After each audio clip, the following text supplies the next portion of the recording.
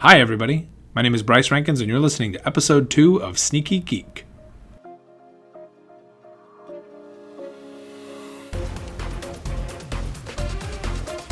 You're listening to Sneaky Geek. Sneaky Geek is your podcast to help you slip past the intentional and accidental gatekeepers of today's geek culture. From sci-fi to fantasy, books to video games, and everything in between. We're here to educate, celebrate, and contemplate all that the geek world has to offer. And now, Bryce Rankins and Brian Romero. Hi, everybody, and welcome to Sneaky Geek, where you're going to find all of the different ways you can get past gatekeepers and other obnoxious fellows in your geek community so that you can enjoy stuff without feeling judged. Today, we are joined by Brian Romero. Hello. And Stephinie Touch. Hi.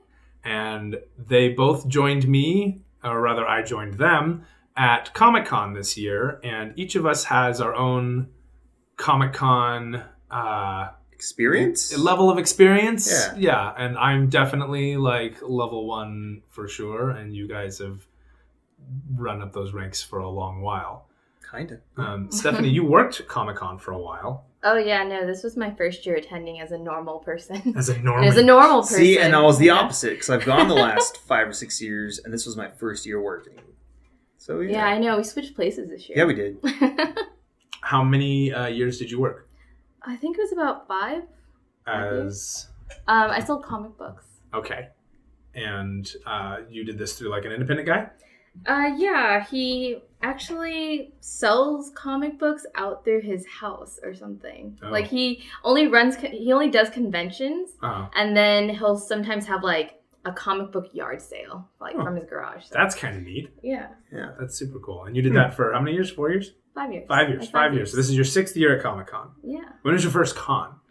Oh, I can't remember. It was when the first Captain America movie came out. I remember because I met Chris Evans that year. Oh, wow. Whoa. Yeah. What con was it? It was Comic-Con. Wait, oh, you mean When like was your first first actual convention ever? Yeah. It was Anime Expo 2006, I think. No. Yeah? I can't remember. It was the last year I was at Anaheim. That's what Wow. I think that was 2006. 2004, I think, was my first Anime Expo. That was my first official con. Uh-huh.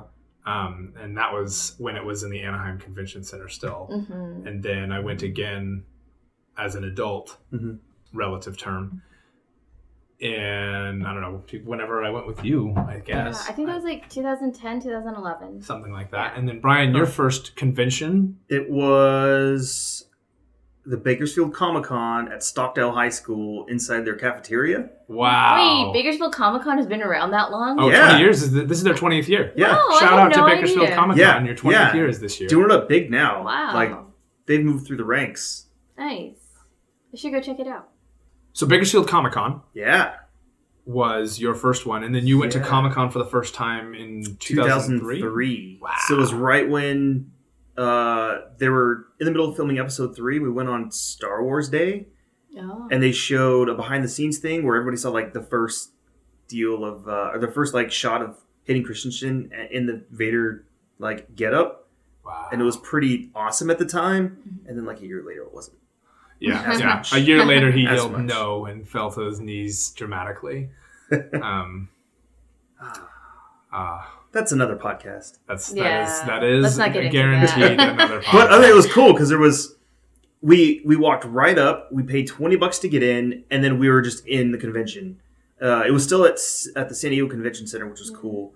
But they had a bunch of stuff set up. I remember going and playing Jedi Academy at the Lucasfilm booth, which was rad. They had a couple of cool panels with the book authors, whatever books that were out then, and then 501st showed up to like escort some of the Lucasfilm VPs in before they showed the behind the scenes footage, which was cool. But yeah, it was a good time. That's awesome. That's one of those things that's really cool too, because the 501st is made up entirely of fans. Yeah. And I think that's... I have friends who are in the 501st. I do too. Yeah, nice. I don't. You do. What? How Probably do you do. know? Joanna I was Rhodes gonna is in say, the 501st. Silverwolf's daughter. Shout out to my comic store, just meet Silverwolf. my friends. Yes, yeah. Just We have meet my friends in the 501st, I'm sure. The cool thing about 501st is that they're all a bunch of fans, and if they were working in, that kind of is that nice thing about Comic-Con specifically, where it's almost a celebration of the fans as much as it is of what they're a fan of. Right. Which is kind of neat, like art is finished by the artist kind of thing.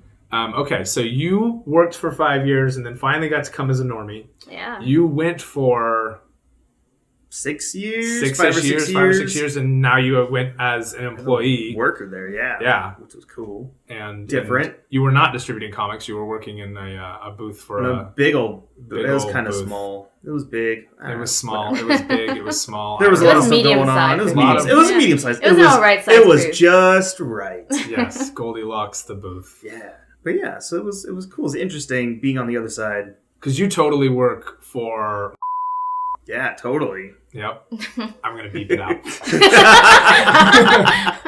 Which is super cool, right? And everyone like would be super jealous of you if they knew that. Right. Which they don't.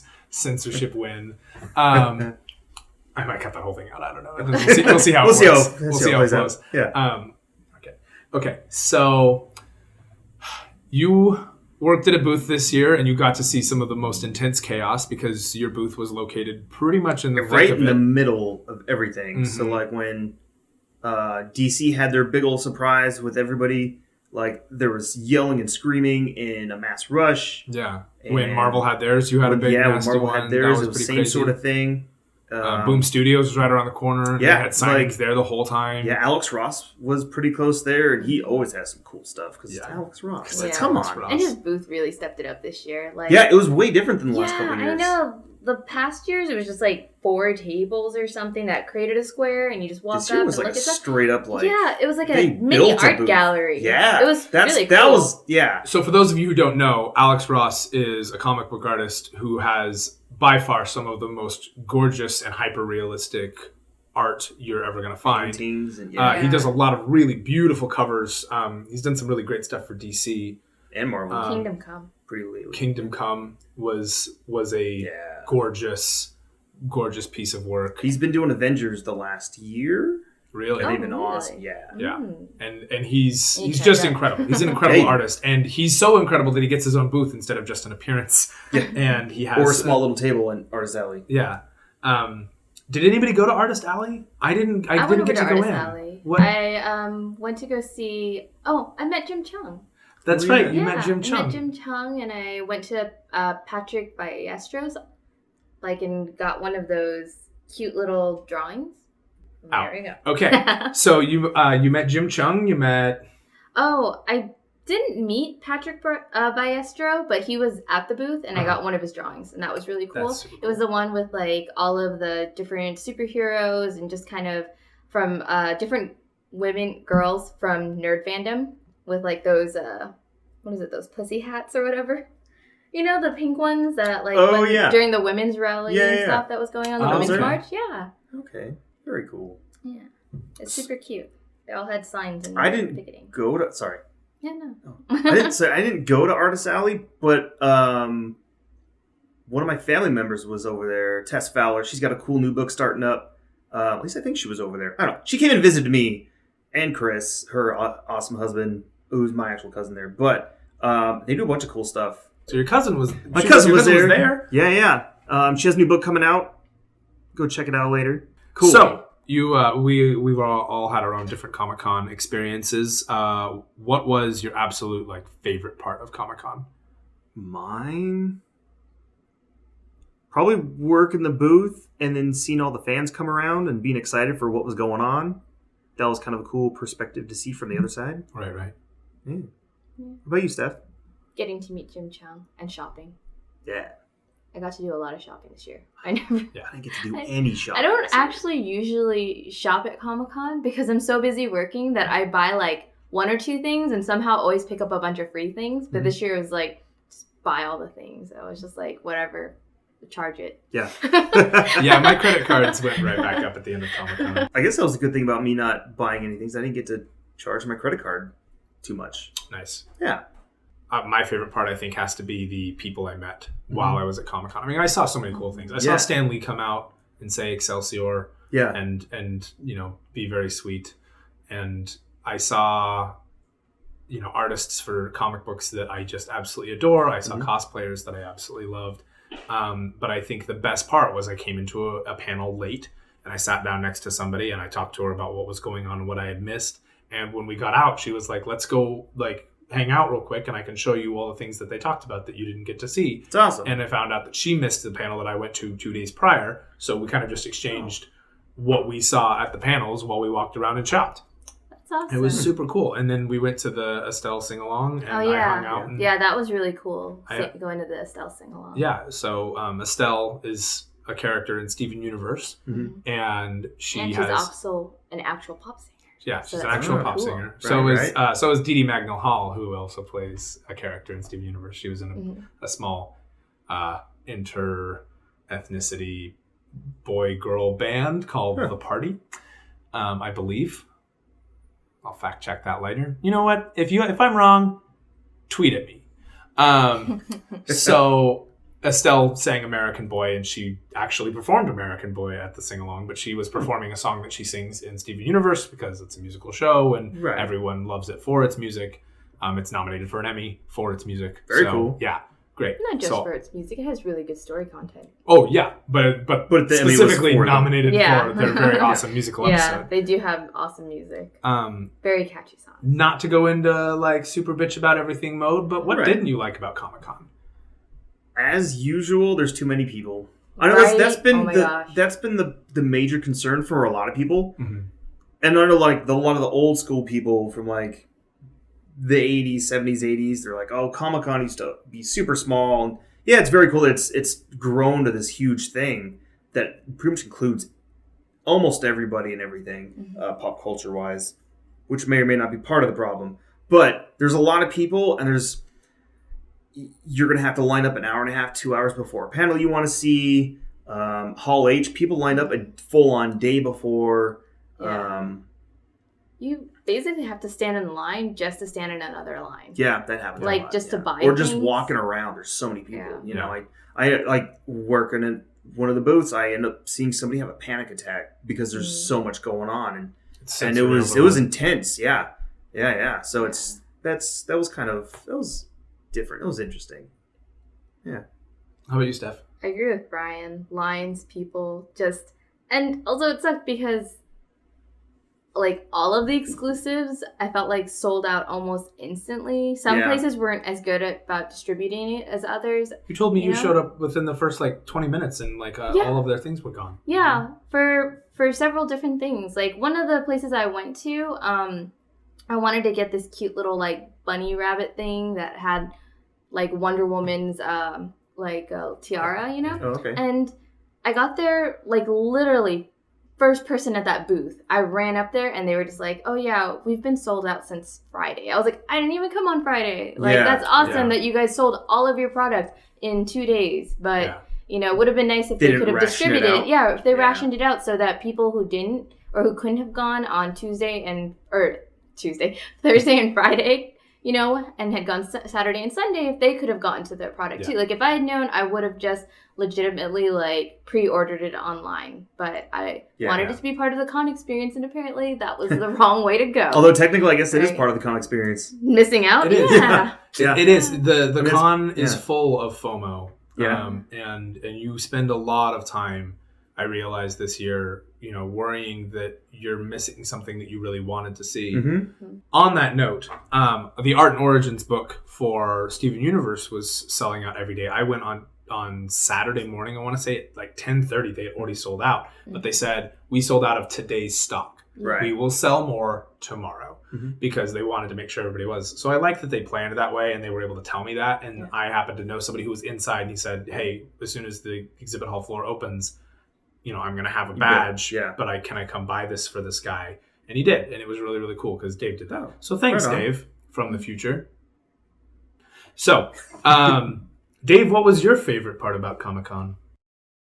My favorite part of this year's Comic-Con is that I found several books that I had been looking for. Unfortunately, I did not really work my budget properly. See, this year I was going to try something different. Usually I just take my budget and I dole it out across divide it equally for the days of the show, and then I just try to get as much bang for my buck as I can. So inevitably I end up coming home with this giant ass stack of comics, not counting the stuff I bring home for the Zieglets. So this time I thought, there are a couple of higher end books on my list that I'm looking for. I'm going to look for those. I'm going to get those. And if I come home with 3 or 4 books, well, okay. I did not do that. You did all that, and you got comics. No. I did not come home with the higher end stuff. I came home with the big ass stack of comics again, and I'm like, son of a bitch. The thing was, I found a bunch of, almost all of the higher end stuff that I was looking for. The problem is it's higher end. So I found most of the high end books that I wanted, but I was already, accumulating this mass of other things that I wanted. I wanted, Amazing Spider-Man 125 and 126, I think it is. The Mark of the Man-Wolf, There was a romance comic, Young Romance, Young Love. It was Young Romance. And while first of all, as I've gotten older, I'm finding myself exploring genres outside of superheroes. I've been doing that for a while, but, I'm developing a fondness for Westerns, for example. That's not surprising with your love of Kung Fu. Yeah, fair. But I'm also intrigued by some of the romance comics, like some of the classic ones. I'm on a couple of Facebook groups for comics from various eras, and people will post covers, and there was one that was posted. I think this one was Young Love or Secret Love or something, but it was called the title of the story was My Mother, My Rival. I'm like, oh, that sounds interesting. So as I was revising, how can you not? Right. So as I was revising my want list for this year, heading into Comic-Con, I was going through the database program that I use that basically you go through and, do you have that? Yeah, I got that. Yeah, I got that. It has all the information. You just go click, click, click, click, click. And so I just go through the entire database. Do I want that title? No, I don't need anything from that title. Do I want stuff from that title? Blah, blah, blah. So I come to Young Romance. I'm like, well, okay, I'm intrigued. So, and I'm flipping through, and they have cover images of everything, almost everything. And there's this one where this dude's throwing his game at a nun. And I'm like, well, okay, I can't resist that either. So that's too funny. So, but I found that one, but it was like $85, and I didn't find it until the last day. And by the last day, my budget was all shot to hell. So, maybe next year. And that's one of the other beauties of Comic-Con. There's always next year. Awesome. Okay, yeah. Dave, what was your least favorite part about Comic-Con? I'm always tired of the lines. That's a necessary evil, and I get that. There is, on some level, I feel like there's, I want to clarify that this is solely my opinion. Nobody else's. This is my No one else can think like Dave. You hear me? That's right. No one Damon. else. I'm pointing a very serious finger at this microphone right now. I just want to make it clear that this is my opinion based on things that I've observed over the last several years and things that I've... Decades. What? Decades. Yes, decades. Shut up. Anyway, this is my opinion, nobody else's. I feel like Comic-Con is systematically trying to price itself out of the reach of basically comic book dealers. Guys like us who sling comics. This is the first time in 8 years, I think, that they haven't increased the booth prices. Wow. And they're expensive. I imagine. I think that I know that there have been a few dealers who didn't come this year who have been coming to Comic-Con for a long time because what they're making versus what they're spending to be there, the math doesn't work for them anymore. Yeah. And I don't know that. I guess I don't understand why Comic-Con has made some of the choices they've made, because they've got millions in the bank. Millions with an S. Yeah. Almost tens of millions. So it's not like they need to say, like they've needed to increase the price. And they're a nonprofit. So for them to have that kind of, oh, you didn't know that? They're a nonprofit. And so for them to have that kind of financial backstop, I guess, seems a little more for-profit than non-profit. I was going to say shady, but sure. Well, but I mean, but it's all in the bank. They don't, as near as I can tell, they don't seem to spend it on anything. I mean, above and beyond. I mean, this is the money above and beyond the running of the show. Right. I mean, I understand you need to have, a certain cushion for, unforeseen things. And yet, it definitely feels like they're pushing the mom and pop comic booths out. Oh, good point. Mm-hmm. Yeah. Thanks, Dave from the future. So, regarding my favorite or my least favorite part about Comic-Con, the thing that bugged me the most, again, had to do with the line situation, but it wasn't that there were so many people. It was the ways people tried to get around it. I felt were super shady. Oh, yeah. People would get bathroom passes and say, hey, I'm leaving my stuff inside. I'll be back before the end of the panel. And then the next panel would start, and a line of people with bathroom passes from the previous panel would show up. Normally they're pretty good about watching those. They'll have different colored bathroom passes for each panel. Yeah. So if they try that, they're like, nah, get out of here. But at the Indigo room, they let like 25 people in.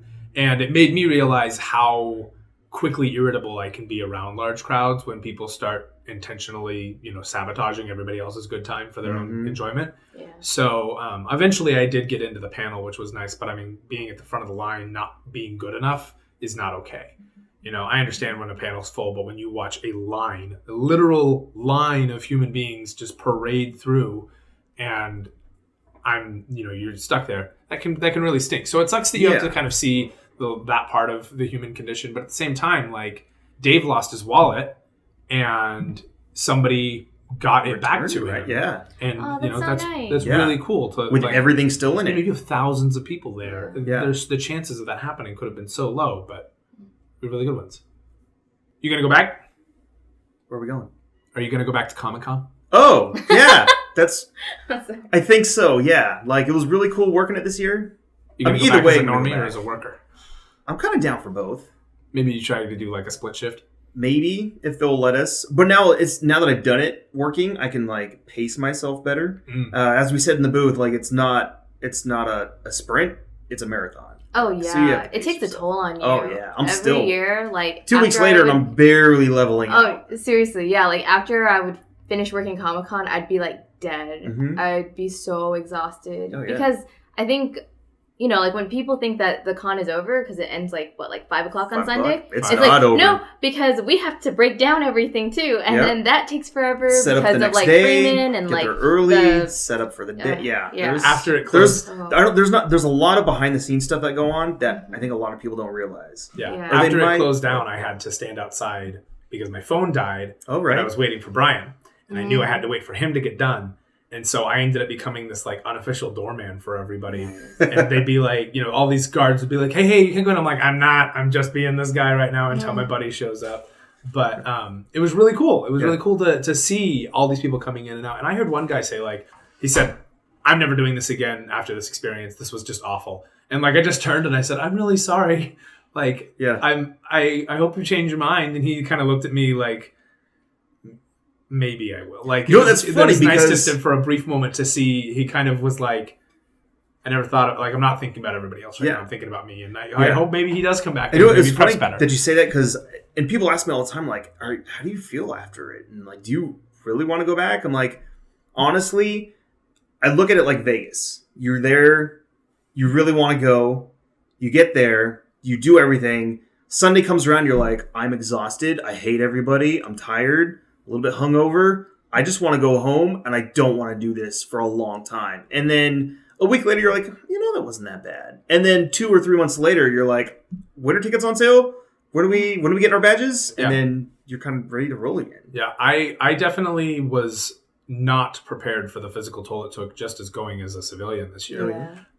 With the outside world, the inside world. A lot of walking inside, a lot of walking outside. And the waiting in the heat, and it's muggy in San Diego. It was really humid down there this year. Yeah. But you know what? Like, when I left, I was like, that was incredible. I do want to do it again because I wasn't crushed by that. But I've had experiences where I've been to that point where something actually bad happened during those things. Anime Expo, I had a really, really rough time one year.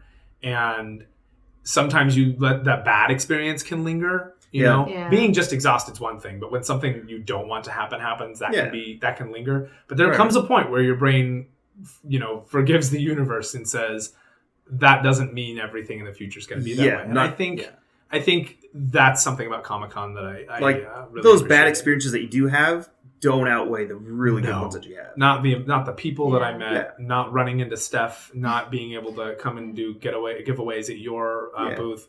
Nothing like that. That's true. Every year I feel like I hate Comic-Con. I don't want to go back again. And then I always end up going back because then I think about... Because the things you usually end up remembering, even if I'm like, oh, it's just lots of people, long lines, it kind of sucks. But then you remember, like, the specific things you remember are always the good things, you know? It's like, oh, like last year, I actually got the thing I really wanted, which was like this cute Conan Stormtrooper pop toy. Oh, yeah, it was like the one thing I wanted, and I got it, And it's like, it's almost like, for me, it's kind of funny. I feel like Comic-Con has like this sort of magical thing where that one thing that I really want, I always end up getting. Yeah.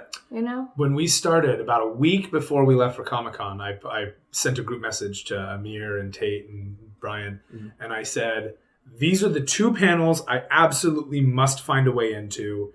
Everything else is gravy. Yeah. And Tate, made it freaking happen. Oh, yeah. He was like, we are getting you into this panel on this day. We will do this. Yep. He finagled the whole thing just to make sure that I could have it. Because this is my con mitzvah, as it were. Yeah. I've never done this before. And not at this level. Oh, my gosh. Yeah. You walk into Anime Expo and you're like, wow, that's a lot of booths. Tate's a pro now. So he's got it down. You walk into Comic-Con and you're like, what is this crazy Disneyland, hodgepodge madness that I've just walked into? It's amazing. Yeah. Did you guys go outside a lot? What did you guys see that was cool out there? Oh, I took a picture on the Legion swing. Oh, I wish I did that. With my friend. We took photos there. And then we went to go check out that X-Gene. I really wanted to do that. Unfortunately, they were closed. For the gifted. When we went, we couldn't do the whole experience, but they let us take photos in the tube thing. Oh, yeah. And then they let us take this one photo. So I think we spoke about this before, where it was the whole thing was a genealogy thing or something. Mm-hmm. So they would do a whole family workup and stuff for you. But the interesting thing was that part wasn't what told you if you were a mutant or not to check the X gene. The part where it does it, which we actually got to do, was they took a photo of you and it says mutant whatever Does it give you powers? Like a power set? I wish. Cool. No, right. But apparently the top part, it's if it's white, you're not a mutant. And then if it turns blue, then you're a mutant. And nice. I took 2 photos with my friend.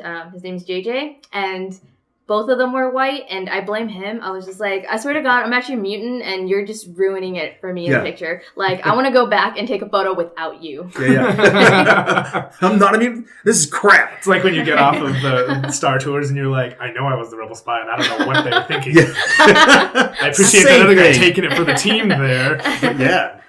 Yeah, outside I did not get to do a ton. I didn't go because outside you can do without a pass. Which means you're competing not only against Comic-Con goers, but the rest of San Diego and its visitors. There's people who travel to San Diego to just do the outside of Comic-Con. Yeah, because they don't have to pay for it. You don't have to pay for anything. Or sometimes it's just they want to do Comic-Con, but they can't, and they couldn't get in, so they're just like, this Next is the best next thing. thing. Yeah. I imagine those are the same people who were sleeping in tents on the side of the road. Oh, Because yeah. when I drove by some tents on the way out, and I was like, those tents are really nice for being, part of a tent city. Yeah. This is a little weird. And then when Comic-Con ended, I watched all these people collapsing them with like swag bags, and I'm like, oh my god, you were homeless for a weekend so that you could go to Comic-Con. Yeah. That's insane. Oh, yeah. But They just parked it outside. I wonder. I saw this family in San Diego sleeping on a curb every night, and I thought to myself, that is so tragic. But now I'm wondering if maybe that wasn't tragic at all, and their parents were just really obsessed with Comic-Con. They're basically just camping. That was Probably. yeah. Hopefully. That's hopefully, please. Oh, and if they're not, I hope them the best. I did, however, get to see the Sci-Fi Channel pep band perform like Imperial March and other cool stuff. Oh, cool. And then I saw a Viking funeral procession where they had like a mock-up corpse that looked pretty realistic. Uh-huh. And What walking, you don't know is that it was a real corpse. Oh, no. Surprise! And all these guys just walking in like full-on Viking gear, and then like sneaking behind them was a guy cosplaying as Death Note. Oh, The God. Shinigami from Death Note. Uh-huh. So it was cool to see the outside. It was cool to see how many people, like my Shark Week bag. I got a swag bag Oh, yeah. outside of Oh, yeah. Comic-Con. They'll Oh, give yeah. out stuff out there. I That was got a cool. Reptar bag a couple years ago. That's Reptar? awesome. Yeah. Oh my god, I'm jealous. Oh, yeah. The shark, what was it, Shark Week bag or whatever? It was a Yeah. little sad. It Yeah. has like a seal looking all scared above a shark. I was like, that's what? This is too real. Yeah, like they gave it to me, and then I was like, do I really want this? This is so sad. Yes, you do, because it's free. Yeah, that's What was true. your favorite booth? Favorite booth? Oh, man. I don't know. Like, there were so many really cool ones. Like, Marvel always has a good booth. Yeah, they do. DC's booth is typically pretty cool, too. Theirs They had- was really neat. They had all the Justice League's uniforms and stuff. Star Wars booth, I wasn't too impressed with this year. Normally, it's really cool, but they just had some basic. The big box? Yeah, the big box. The big box looked pretty cool. It was almost like they were trying to promote too many things, so it felt a little confused. Yeah, they have a lot of stuff going on, Yeah. They have a ton of stuff going on. which is cool. But Don't get you me know wrong, what? I love Star Booth, Wars. the Star Wars booth had some really cool stuff. though. Yeah. Yeah, I I bought mean, a I got little Darth Jabba Vader. coin purse from them. Oh, cool. I know. They were trying to sell me an Ewok one because they saw my Ewok backpack Oh, that yeah. I had with me. And I was like, it's weird having like an Ewok head and an Ewok And then- head backpack. Like, I don't know. I was like, that's weird. And then I was Ewok like, and it hunter. was just like, they're like, oh, it's cute because it's smaller. And I was like, it's not that cute. And then I looked up and I was like, I want Jabba. He's so ugly. That's It's the good cute. one. I like yeah, that one. Jabba's like a slug version of a Right? Boston Terrier. Yeah. It is perfect because he's protecting my money. Yeah.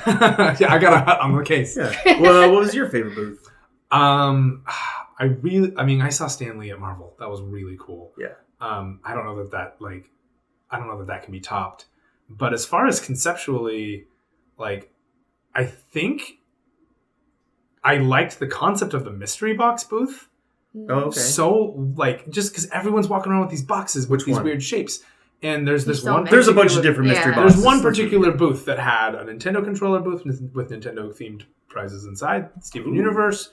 They had a Meeseeks box with Rick and Oh, Morty swag sweet. inside. They had, I think, a Portal one with like Valve stuff inside. And that one was really the concept was really cool. Yeah, 'Cause yeah. I got a mystery box for Steven Universe, and like now I have all this cool Steven Universe stuff, And you hear all about that in our Steven Universe episode. which we will talk about Yay. later. Yeah. But as far as the favorite booth like that I got to visit, I think it's got to be Marvel. Yeah.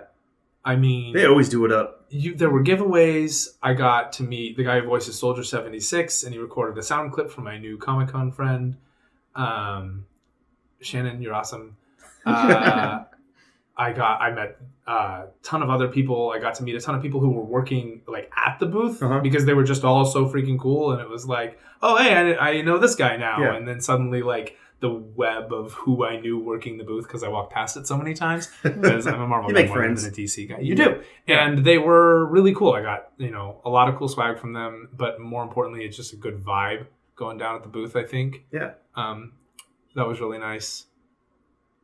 Yeah, I guess it'd have to be Marvel or Dave's booth, which is really cool. Which isn't Dave's booth; it's actually Dave. What's his name again? Oh, right. Yeah. Yeah, right. Yeah. Yeah, you're always there. So that's Yeah, I pretty mean, cool. you were there the whole time. And what was your favorite booth, Dave, from the future? Yeah, okay, Yeah. that makes sense. Okay. I'll allow it. Yeah. We recorded this way Spoilers. Yeah, I mean, I saw a Dalek with speakers on its little balls. That was really neat. Yeah. I saw the Lego. I think the Lego booth, maybe. The Lego booth is always pretty cool. I mean, the full scale Luke Skywalker, like from Episode 7. I don't even know. I still can't choose which booth I liked. Yeah. That's the thing about Comic-Con too, is this FOMO thing, and I think I want to talk about that before we go to these messages. This FOMO thing, this fear of missing out. Fear of missing out. So the thing about Comic-Con is that you'll never see everything going on at Comic-Con. Ever. Yeah, you have to look up online and do the edit. Just like a normal person. Yeah. Whether you're working in a booth or whether you're walking around or whether you're not there at all, at the end of Comic-Con, you have to go through and go, what did I miss? Because there's a lot. Because there's a ton. And in that vein, if you can get to the thing you care about the most, like a week and a half later, you're like, not even bothered that you missed it. Yeah. You're like, well, I found out later like everybody else did. Yeah. You know, it was cool that I got to see the Inhumans end of the Inhumans panel. It was cool that I got to check out like some of the like more technical side of comics booths. Yeah. But I got to go to the Steven Universe panel I cared about the most. I got to go to the sing-along, which I hadn't planned on at all, which was gravy. Right on. Oh, yeah. When I saw that they were doing that, it was like, oh my God, I have to do this. And my friends were, they don't watch Steven Universe and they don't really know who Estelle is. And so I was just kind of like, okay, I hate doing things on my own. I went on my own. Mm-hmm. I was just like, no, I'm going to that. Yeah. That's what you got to do sometimes. I hate doing things on my own too, which is why I made Comic-Con friends on Sunday. Yeah. But at the same time, like being on my own, wandering, I as much as I hate being on my own, I do like being amongst people. Yeah. It kind of lets you explore, have a little mini adventure. You can have little tiny conversations while you're walking. I met a Steven Universe cosplayer while getting a comic book signed, and we made brief friends. Then we met up again at the Estelle thing, just ran into him. So that was really cool. Yeah. But I think the fear of missing out fades. You know, that time you're like, oh, I'm missing the Rick and Morty panel. Right. But then, you know. Missed the Rick and Morty panel. Yeah, everybody missed Everybody missed the Rick and Morty, yeah. But then you come back later and you learn everything that everybody else learned, and you've had all these other exciting experiences. So what you had is obviously going to stay in your brain a lot better than what you didn't have. And if it is staying the other way, then maybe you should talk to somebody about that. Yeah. We'll be right back after these messages. We have messages? Hey there, pop culture geeks. Do you like one-season TV shows? Do you like drinking games? Then join me, Mitchell Thompson, and my co-host Molly Sanchez as we drink our way through some of the best and worst TV shows to never make it to Season 2 on our podcast, Failure to Launch.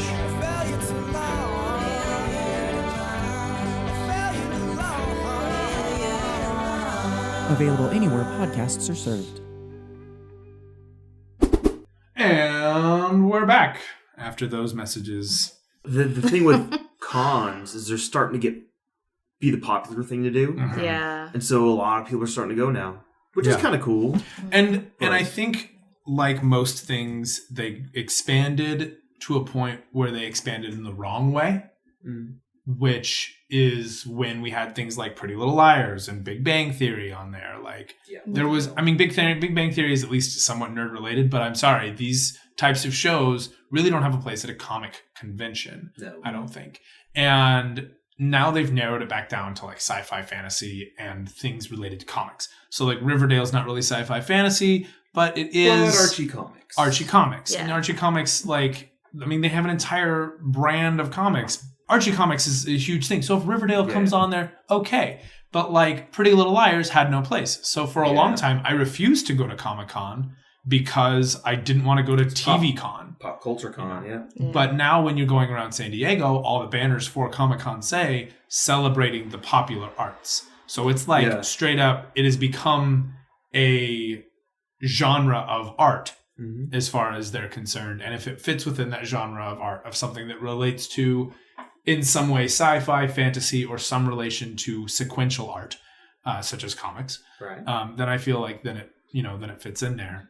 So as much as I hate how much it's just TV and that there's not as much comics as there could be, I also really love that there are these adaptations of like comics happening all over the place, and there's a place to actually celebrate those things. Yeah. So that's kind of at nice. the Comic-Con. At the Comic-Con, which was my, which is my big beef with it, and now they've resolved said beef, which I appreciate it.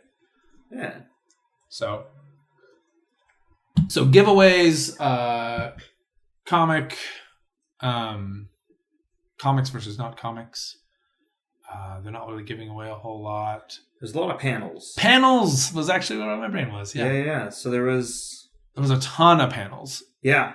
I heard all the good panels were like on Thursday and Friday or something. That's what my coworkers were telling me. Really good panels on Thursday and I Friday. didn't Rick even and Morty wanna- was Friday. Steven yeah. Universe was Friday. There's some Star Wars ones on Friday. And Star Wars is Universe typically, Thursday. or Friday is typically the Star Wars day. I feel like Defenders was also, I think, Thursday. I think it was too. But there were some good ones on so Saturday. I didn't even try and go to any. You didn't do any panels? No. So I'm the only one here who did any panels then. Those Room was just as big as Hall H, I feel like. The lines for the Indigo Room so I think were that's the second half a mile. biggest one besides Hall H, I want to say.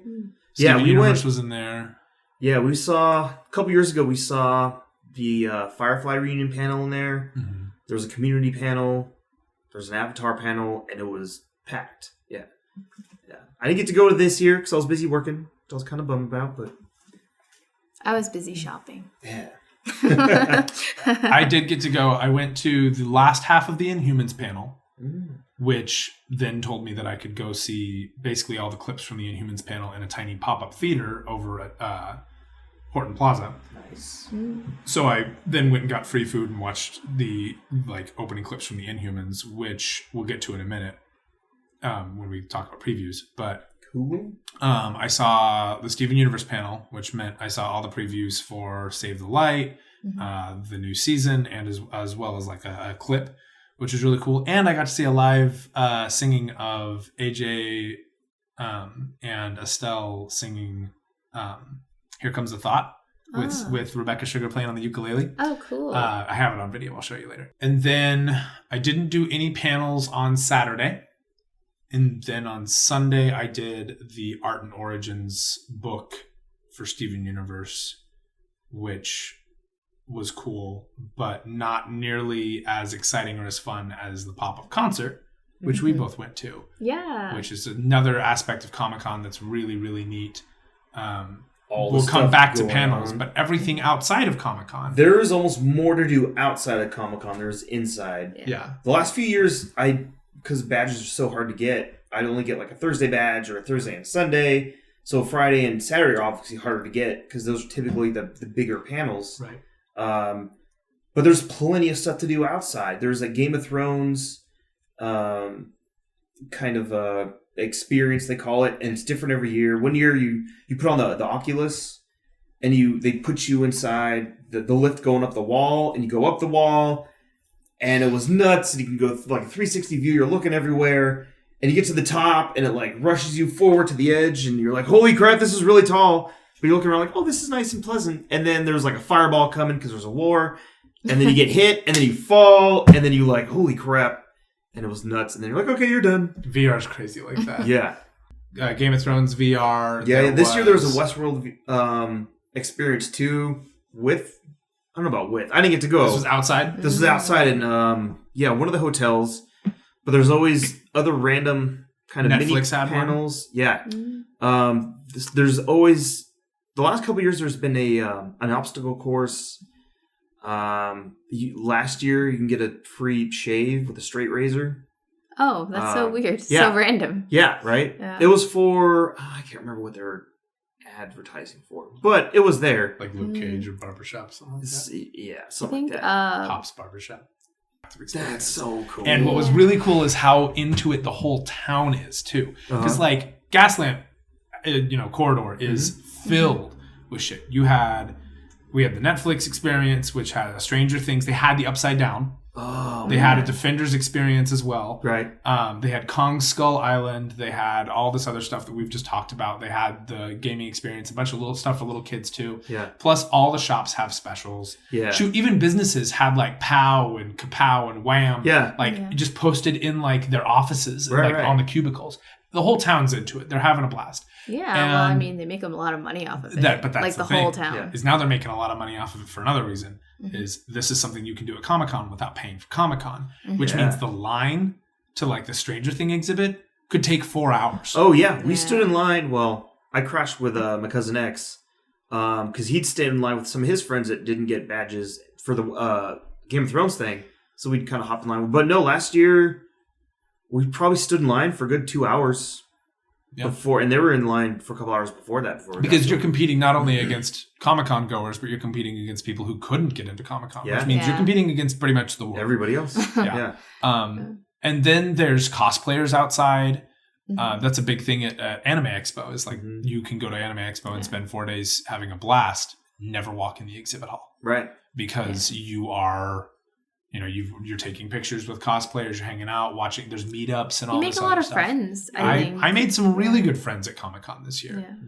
And I did not expect that. I kind of kept to myself, but on my day by myself, when I went into the Steven Universe Art and Origins panel, I got in late, and when I sat down next to a girl, and I started asking like, okay, what are we doing? What's happening? What's been going on?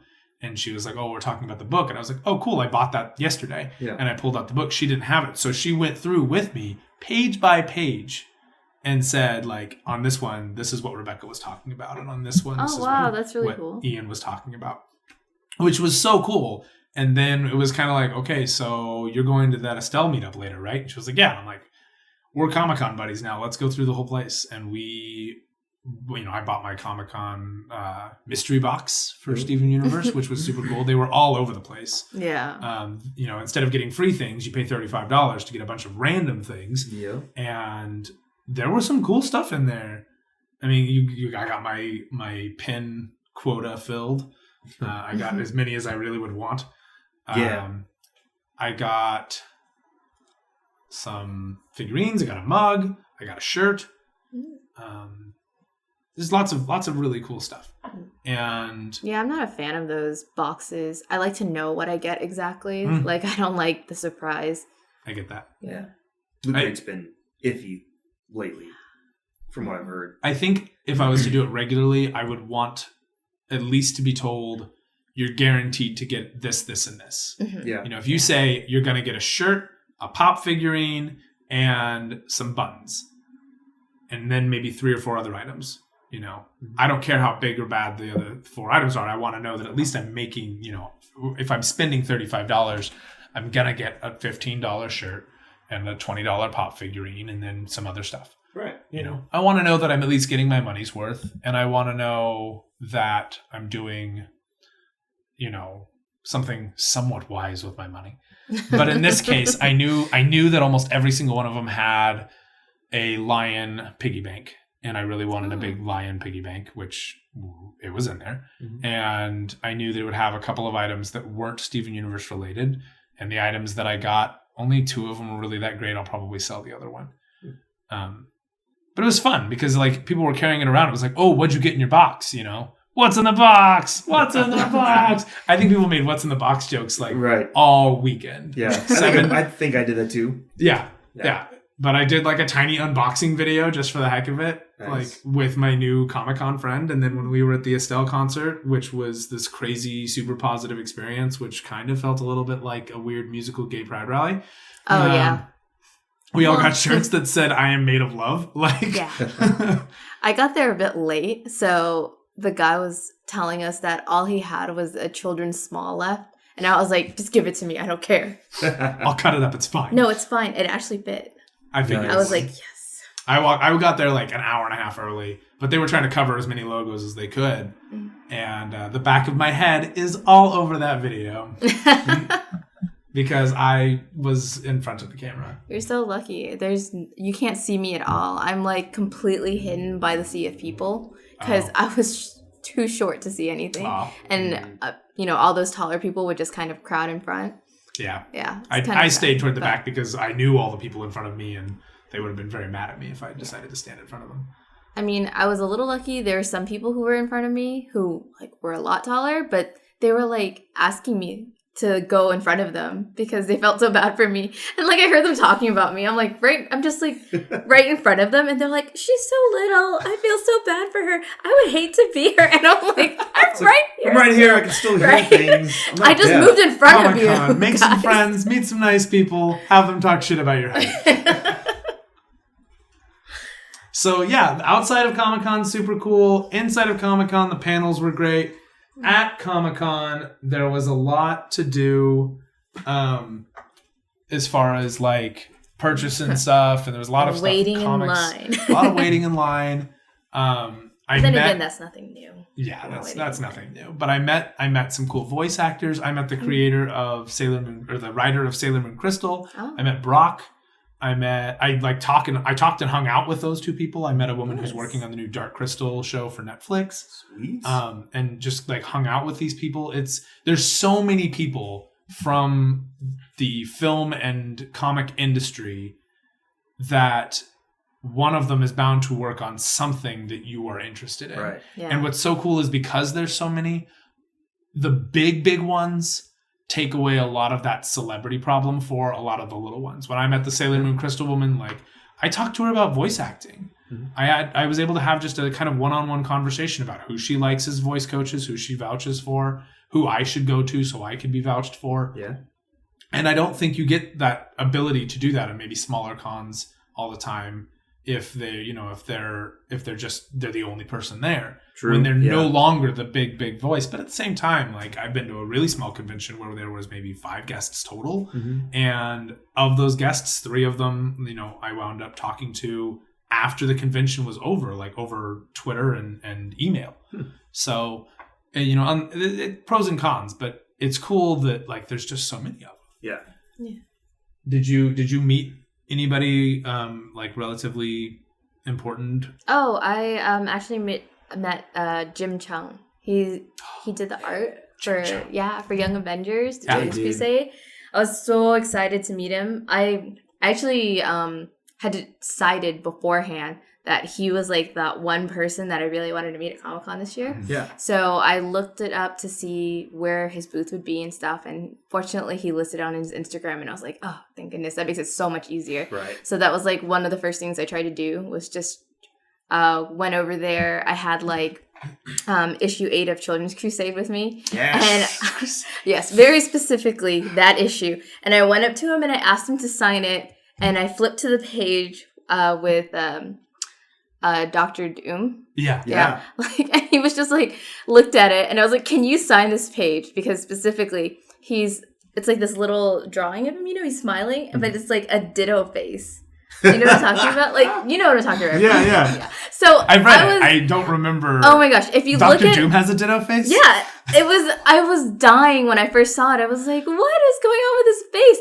And if you actually look at Jim Chung's art for his the smaller, like when the characters are smaller in size, they're like very straight faced and very simple, like just 2 dots and a line or something. Yeah. But this one, he happened to be smiling, and so it looked like Ditto Pokemon. And I thought it was Doombot. It's just a Ditto bot. Thing. And so I went up to Jim Chung and I was like, "Can you sign this?" And I specifically had him sign that page, and his response was just, "Oh my gosh!" He's like, "It's come back to haunt me." Because he knows what he did. Yeah, and he was like, I get asked about this page all the time. And I was like, oh, really? And he's like yeah, but you're the first one who's asked me to sign it. And I was like, yes! First for something. That's awesome. And I got to take a picture with him. No, it's not that, but it's around that. It was like, it's before that page, I think. I think that's later on. Yeah, that's later on. Because when he grabs like all that power and stuff. Right. But, yeah. If you haven't read Young Avengers, go read it. It's fantastic. All of it. All of it. If you haven't read pretty much Marvel Comics from 2005 to 2011, like it was just such a good time period. You got Young Avengers, you got Runaways, you got M-Day, Civil War, Secret Invasion, Siege, all the X-Men events, Second Coming. Oh yeah. Tons of stuff for X-Men. Not that Marvel ever pushes that sort of stuff, but like they do tons now. of events for X-Men. Yeah. Anyways, crazy awesome. Yeah. So That's cool. Jim Chung. Like, that's super nice. Yeah, he's super nice. Apparently he's British. I did not know that. I was actually surprised because he's kind of, like more soft spoken. And so at first I didn't notice, and then I was like, wait a second. Is he British? It took me a second, but he was super nice. He took a photo with me. He did like a little sketch of Jean Grey for me. Yeah, I saw that. So cool. Such a nice guy. And then I posted the photos on Instagram and tagged him, and he responded. And was just like, it was so nice meeting you. Jim I hope Chung's to see really you good again. at that. Yeah. Amir, who will be on the podcast probably in either next episode or the one after that, he actually corresponded back and forth so that he could improve his art, because Jim Chung was kind of helping him, mentoring him a little bit with some of the art he was doing. Because Amir is a fantastic artist. Yeah. And when that episode drops, I'll probably put some work of his actually on there. Yeah, we will. It's so good. Yeah. But Jim Chung is super good about that sort of thing, which is really, really nice because, that's... A lot of people aren't. A lot of people aren't.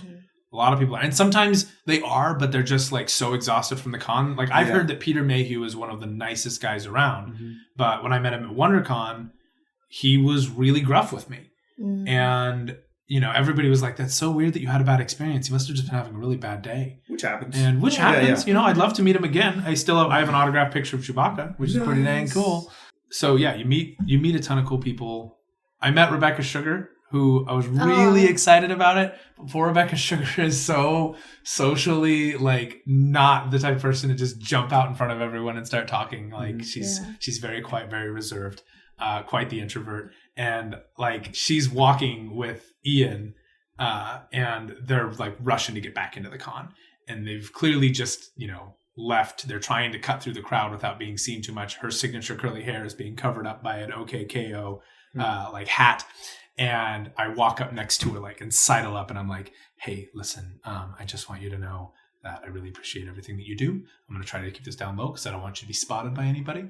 But I choreographed a dance to Here Comes the Thought. It was for, like, a full workshop. It was really awesome. And I just wanted to thank you for the inspiration because it's fantastic. Which I could have gone on and gushed for, like, hours about how much the show, like, means to me. But I just said that, and I was like, okay, keep on sneaking on. And she was like, thank you. Have a good day.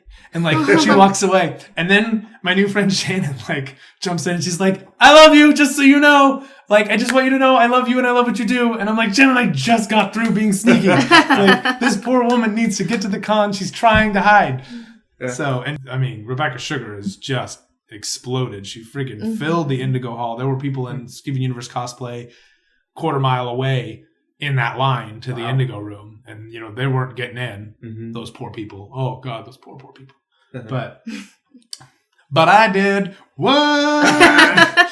You can't see me flailing my arms around, but I am, and it's very facetious. Yes. So, what happened and what was announced at Comic-Con? That's really important because we've got a little bit of time left. I don't know. I missed a bunch of news because I was working. Which it's always kind of funny though. When you're at Comic-Con, you still have to catch up on the internet later with everything you missed because that's so you true. still end up missing. Yeah. But I remember one day, it was after the Marvel panel. We got done working. The big Marvel panel in Hall H, and we shut down the booth. Everybody's like, "Okay, everybody gather around. We have the new stuff on the iPad from the internet because that's how we find all our stuff." So we watched the Thor trailer, which was awesome. Dude, the Thor trailer. I do not watch trailers. Like, rule number 4, you don't watch trailers if you're going to watch it anyway. But I caught this trailer. It is so good. Pause this podcast, open up the Thor trailer, pull over to the side of the road. We'll wait. Dude, wasn't that awesome? Oh, so cool. So cool. And that last part there with the Hulk. Yeah. If you didn't watch it, I won't spoil anything, but finally. Oh, man. Oh, my goodness. Woo! I'll take a drink, because that is just... Yeah, man, that was intense. So good. And then, the Thor trailer dropped. Was there a new Black Panther spot? Yeah, they showed footage from Black Panther. They showed, like, a little lead-up sizzle reel to Ant-Man and the Wasp. They haven't actually... I don't think they started filming yet, so it was just kind of... No, but they announced that Michelle Pfeiffer is going to be Janet Van Dyne. Yeah. The original Wasp. Which is cool. Interesting. Yep, because she's sort of trapped as an ethereal person in a microverse of sorts. Yeah. There was also... If ethereal is even the right word. Sure, yeah, we'll make it work. It works. Don't disagree with me ever. Okay, disagree with me seriously. Correct me if I'm wrong. Leave it in the comments. Yes. Um, But they also showed the same footage they showed at D23 for Infinity War. which just happened, so people are catching up. Yeah. Yeah, Infinity War information. So there was that. And I want to say that was the big Marvel panel. the big Marvel panel. They showed the first episode of Defenders. Yeah, which I is hear really? awesome. Yeah. Apparently really, really good. Yeah, Nice. surprised everybody with that one. They also did the clips from Inhumans. Inhumans. So Inhumans trailer looks really dull. Like, heads up, I've seen the clips. There are 4 of them that we watched in a little pop-up theater. It is beautiful because it was filmed on IMAX cameras in Hawaii, which is also, beautiful. And B, far more interesting. And at the Inhumans panel, the guy who's playing Maximus is like approaching the show very differently than when he played Ramsey. Yeah. He said originally he thought it was going to be a very Ramsey Bolton style character, and he realized as the time was going by and he was kind of talking about it with Jeff Loeb and kind of figuring out where he was standing, that this was a very different character. Yeah. And he says he compared it to Shakespeare. He compared it to Macbeth. And I think that's super cool because it means really he's actually putting a lot of effort into it. The woman playing Medusa really likes that she's a strong female lead, which, go figure, Marvel's full of them. Mm-hmm. But she was also saying it's really cool because she's a strong female lead who is still under a man, but because of her translation skills, she can kind of throw Tweak some his weight things. around in order to throw her weight around, Yeah. which comes up a lot in the show. So I think that show's gonna be a lot better than it's been advertised. It just hasn't been given the exciting treatment that it deserves, frankly. But I'm sure it'll disappoint a hell of a lot of people when they get into the IMAX theater and realize they're watching an ABC show and not watching Some sort of Marvel movie. a Marvel movie, because it was announced that there was going to be an Inhumans movie, and then there wasn't, Yeah. and now there's an Inhumans show, but it's still in the theater.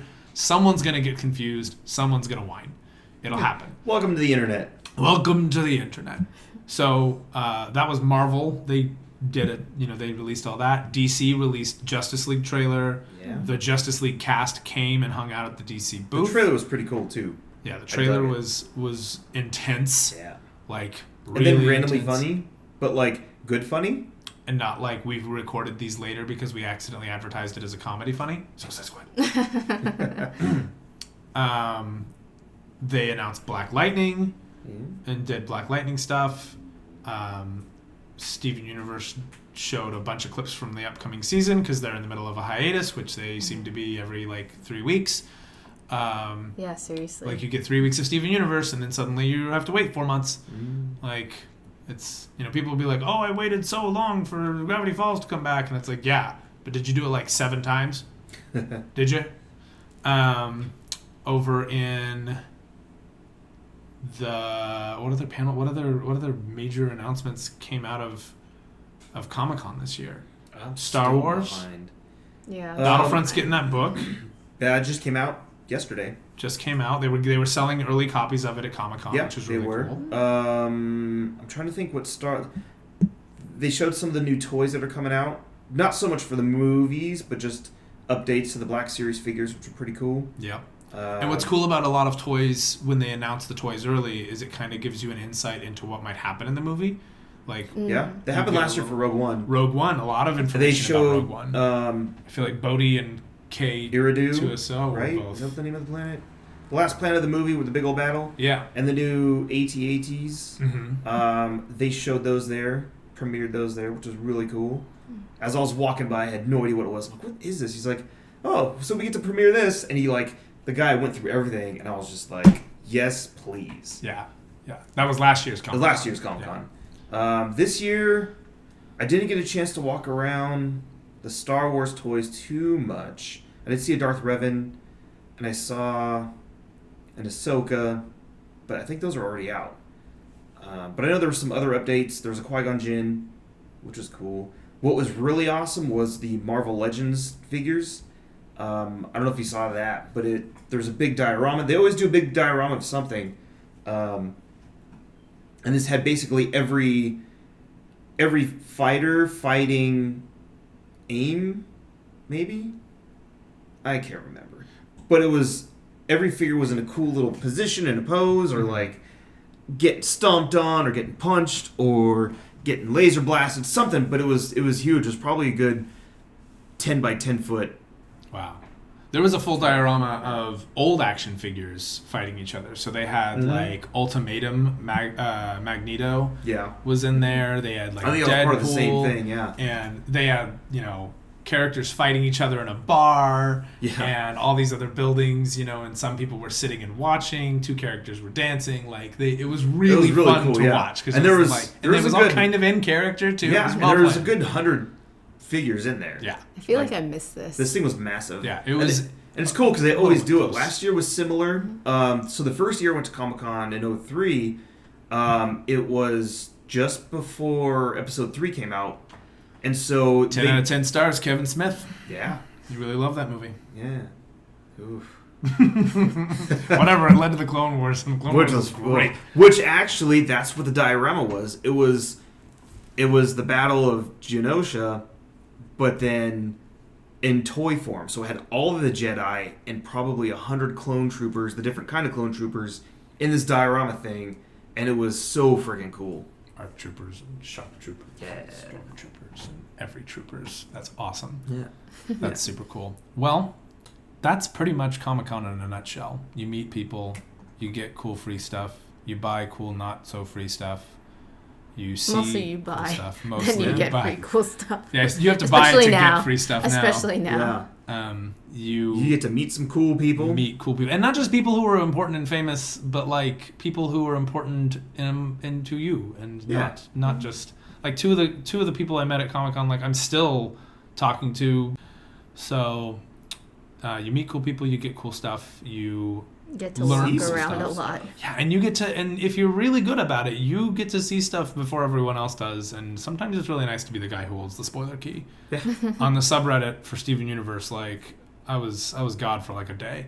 They were like, "What happened? The stream went out, blah blah blah," and I'm like, "I know all the details. What do you want to know? I am the man with the answers. Yeah. I drink and I know things." Oh, this is the shirt I wanted to get, and I didn't get a chance to. That's okay, because shirts at Comic-Con are pretty much available everywhere. Oh, no. Except for this guy. Girl. No. Pretty sure you can get that too. I'm sure I can, but you know what? It's probably more than it was at Comic-Con. There were some really cool shirts at Comic-Con, too. There was really neat Stranger Things shirts. They were all like set up Advanced Dungeons and Dragons. Like book That's covers. what they put out, too. They put another trailer for Stranger Things. Stranger 2. Things trailer looked crazy. Yeah. And the thriller music in the background was just spot on. And because it's coming out Halloween, we'll have an episode about that. And then the other big Netflix thing that was not American comic related was sorry, we're going right back into this, but Death Note. We're getting a live action Death Note that is based on like the anime. They've got this great cast. It looks like nobody in there really disappointed me. I mean, between the two of you guys and myself and everyone listening, some of the cast in the earlier scenes in Inhumans were not as good of actors as I would have liked them to be. This seemed like it was a solid acting choices, which Netflix sometimes likes to, give episodes to directors that don't necessarily know how to handle that sort of situation. And then you wind up with episode 6 of Luke Cage. Which will probably come up a lot in this podcast, because the episode with the girl whose father is kind of a drug addict and used to be a big baseball guy, it's the stupidest episode of anything Marvel ever, and that includes S.H.I.E.L.D. Literally, it's the worst. It's awful. And if you liked all of Luke Cage, you're lying or you fell asleep. Sure, we'll get more into that in our defense Yes, episode. we will, because Luke Cage pisses me off. He's a great hero, and he's fantastic in every show he's in except Luke Cage. Actually, he's great in that too until freaking episode... This is a different conversation for a different podcast. Anyway, See how that's fired up he gets. that's Comic-Con in a nutshell. A really, really big hour-long nutshell. Yeah. Plugs? What are you reading right now? Totally Awesome Hulk and trying to start Silk, but I haven't gotten around to that yet. I have a bunch of Silk comics I'm upstairs. so I imagine. behind on everything. Yeah. Yeah. There's so much to read. There's so much to read and so much adulting to do in the meantime. I know. Seriously. Right? Oh, Ugh, What is this responsibilities. ugh, awful. And Brian, what are you reading right now? Reading all sorts of things. But I just picked up a bunch of DC books because I hear Batman's been good. Always been a fan of Batman. Batman's great. But they're leading to the Dark Knights. Metal Knights? Metal Knights, Dark Metal Knights, Dark Metal Metal? Knights of Dark. Metal Dark? I don't know. But basically, it sounds cool. It's Knights like you say dark? yeah, it's like a evil multiverse of like Dark Batman. DC? Multiverse? What? What? Yeah. So sounds cool to me. So I got a couple books and check it out. Right on. What are you reading? What am I? I'm right now. I just started reading American Gods because I hear there's a TV show on it. Oh, Yeah. yeah. And unlike Game of Thrones, which has vexed me for years to read through, American Gods, I'm just flying through that book. There's only one book, which is nice. Well, there's only one book, which is nice. But it's also like Game of Thrones, the end of the prologue, you're like, ooh, what's going on? This sounds interesting. End of page 3 of American Gods, you're like, I need to know everything that's Yeah. happening in this story. Yeah. Like, Oh. there's no questions that, Yeah, it was cool. I that started can't the be audiobook. answered. And I only haven't finished the audiobook because the reader's really kind of boring. That's a bad...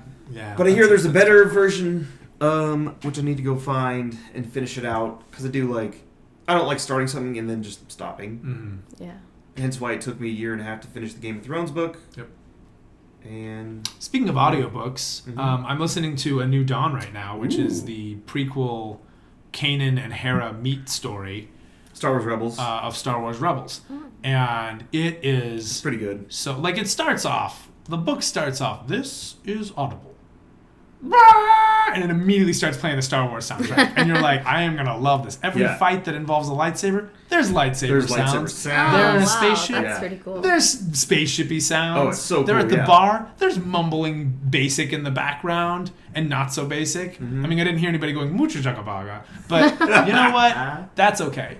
It's so good. The guy who's reading it is Yeah, fantastic. he's done a lot of Star Wars books, and he's really kind of ruined consistent other voices. like audiobooks for me because he's so good. Yeah, he kind of spoils you. So when you go to a new audiobook, you're like, wow. What is this? Yeah. Speaking of other audiobook readers, though, I'm really excited for that Ahsoka book. I think that's what I'm going to go for. Do it. That one or Thrawn. Now that I have so much driving time because I Yeah. live in Los Angeles where there's traffic. That's how I do mine. Where can I find you on the internet to follow and stalk and hear and see your lovely face? Well, I guess just my Instagram. It's. Yeah, that's the one that they should probably find you on. The one that's public. I don't think anyone would be able to spell We'll it. post it. It's fine. called We'll Srey post it. Lokai. Yeah, yeah. What is it? Srey Lokai. Yeah, okay, spell that. SreyLokai. Okay. Yeah. That's It's Cambodian. Oh, Yeah. that makes sense. It means moon girl. Ah, that's awesome. Have you read any Moon Girl? No, what's that? Devil Dinosaur Moon Girl? Oh, no. Moon Girl and Devil Dinosaur? No, She doesn't I want to be haven't a read human? that. It's fighting the good fight. I think she does end up becoming a human. If she does, it's probably intentional. She is in charge of her biology. Yeah. She gets to make that decision. Yeah. Plus Devil Dinosaur, because Devil He's Dinosaur is awesome. great. Where can I find you, Brian? On well, what do you want publicly people looking at you up? I don't. I'm on Twitter every once in a while. Shield Agent at Shield Agent BROM. But even then, I'm not on that much. Yeah, you're really not on Instagram all that much. Oh, yeah, you are. Every once in a while now. I'm so busy driving because hey, LA. Yeah. And then But yeah. I'm in the same You're on boat, all yeah. sorts of things. Oh, as far as social media? Yeah. You're on all I- the things. I'm in all the things. I have a website, but it's not working right now. But I'll get it up later. You can find me on Instagram and Twitter at Bryce Rankins. That's BryceRankins. So thank you, everybody, for listening to us for this last hour-ish, maybe hour and 15. I hope... See how it goes in post. Yeah, maybe hour, maybe 45 minutes. Once I cut all the ums out, I'm sure it'll be 15 minutes long. So thank you guys very much. Join us in 2 weeks on the Thursday again, and we will be talking about The Defenders, because it will have come out by then. Yeah. And it's going to be exciting, and we're totally going to record it and we're on totally time. going to record it on time, because Yeah. we are responsible individuals. And it's on the whiteboard. And it's on the whiteboard, which makes it official. Right. We should probably cut it. Cut what? I'm going to cut it now. Oh. I'm pressing the space bar. Are you? Are you sure? I don't know. I'm basically going to record enough of us doing this until I can cut it in post and go, that was the point where it was just too awkward. It was just a little bit too Is it here? It long. might be here. We can go another couple seconds, though. Now we're done.